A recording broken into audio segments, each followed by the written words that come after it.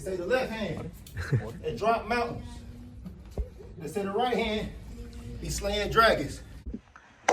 The Untouchable True School Sports Empire proudly presents something the boxing games are missing. Hey, what's going on? It's your boy BT, and I came here to talk some boxing with the thousands of True School Sports subscribers. All right, guys, so I wanted to talk about one of the matchups that's going to be kicking off 2026. I feel like, 2025 definitely has had some great moments in the sport, but I don't think this year, my opinion, was the greatest year in boxing history. I think 2026 is actually shaping up to be a better year for the sport, and you can kind of see that early on with the matchups that we have scheduled in the first quarter. And one of the matchups that's scheduled in the first quarter that I'm really excited about, it might get overlooked because maybe these guys aren't the biggest names. I find this matchup interesting. A lot of you guys don't. A lot of you guys don't think this matchup is all that. You may think that, you may not even remember this matchup, but I like this matchup. You got a rematch of one of the best fights in 2024, featuring two of the better welterweights out there, Alexis Rocha and Raul Curiel. Good fight. The first fight was really interesting. It was very nip and tuck.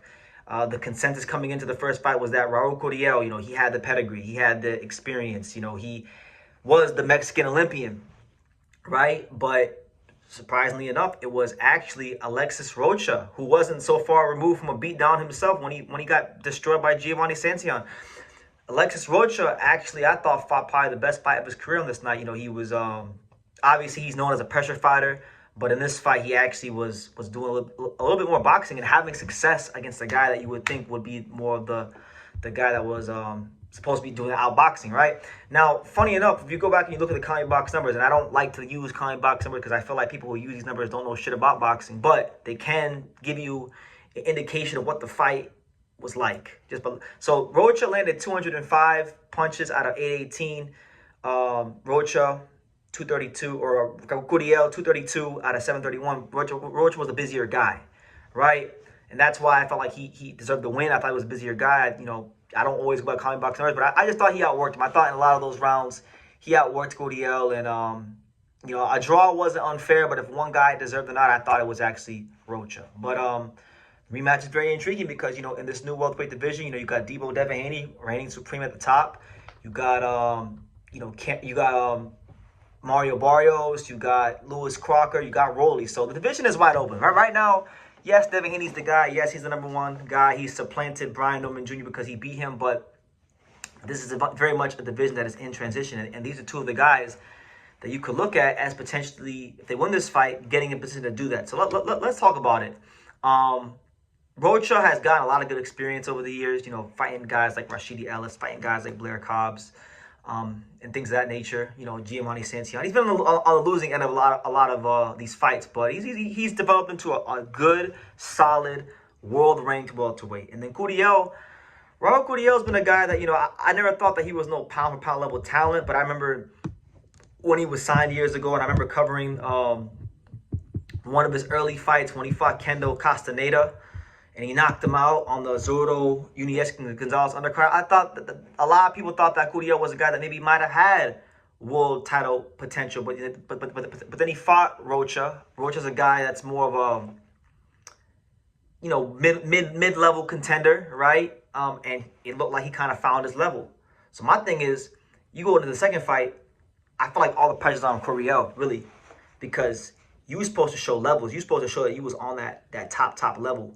And you didn't. You showed that you were very even with a guy in Rocha who, with all due respect to him, very good, hardworking, blue-collar fighter, will fight anybody, down to fight anybody, worth the watch, worth our time, worth our attention. Alexis Rocha is not no world title, fighter. He's not at least I don't think he is. And I would say, if you ask most people in boxing, do you think Rocha will beat Devaney? Probably not. Would Rocha beat, a lot of these guys that had belts? Maybe you could say he beats Barrios. Maybe he would do good against Rolly. Maybe in them kind of fights. But for the most part, Rocha has never been looked at as a world championship guy. So when Curiel didn't show that he was above that level, well, now the question it looks like that we're seeing is that maybe this is his level, and I think really the pressure's on him. So truth be told, I think if both these guys fight to the best, right, I think Curiel is a better fighter than Rocha. I do. I really do think that. But the better fighters don't always win. Sometimes, you could have the pedigree but sometimes you can't measure the intangibles. Like Rocha has gotten better at boxing. He's gotten better at circling to his right. He's already a good pressure fighter. He's a good volume puncher. His best might still be in front of him. We don't know. But I'm looking at Curiel this fight, and I'm like, yo, you know what?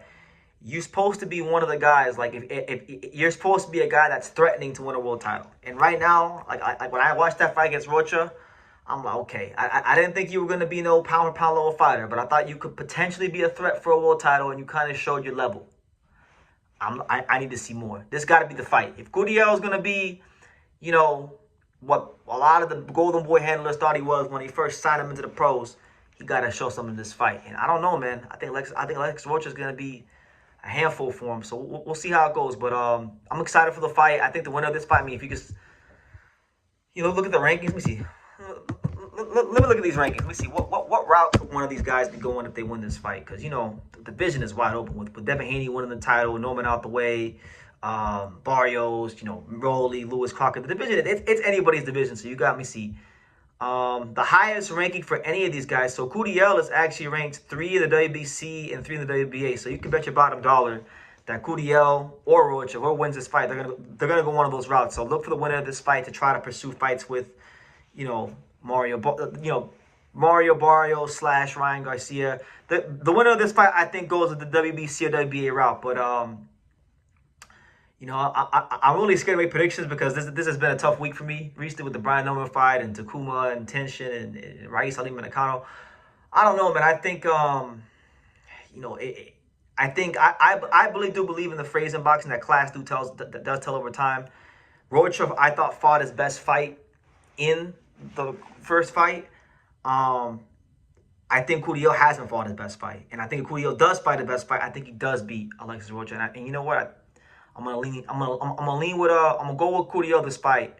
I think his pedigree and the fact that he's now seen Rocha for 12 rounds, I feel like he should have the IQ to make the adjustment. And if he can't do that, then you know he's just not what he was cracked. He was not what he was cracked up to be. So we'll see how it goes. That'll be early in the year. Leave your comments down below. What do you guys think? Who are you guys favoring? You got Rocha or you got Curiel? Leave your comments down below. Make sure you guys take the time to subscribe. And like I say in every single one of these videos, you can love me or you can hate me. But I'm just a kid from Dang. So until next time, take care, guys. Thank you for watching True School Sports. Thank you for watching another video on the untouchable True School Sports empire, the home of boxing. We're on the road to 100,000 subscribers, guys. So help us keep being great. Help us keep pushing out that real boxing content for the fine folks all around the world. And make sure you jab, you hook, you Mike Tyson, you Mayweather that subscribe button. Pops, show them how do they gotta hit the subscribe button. Pop, pop, pop.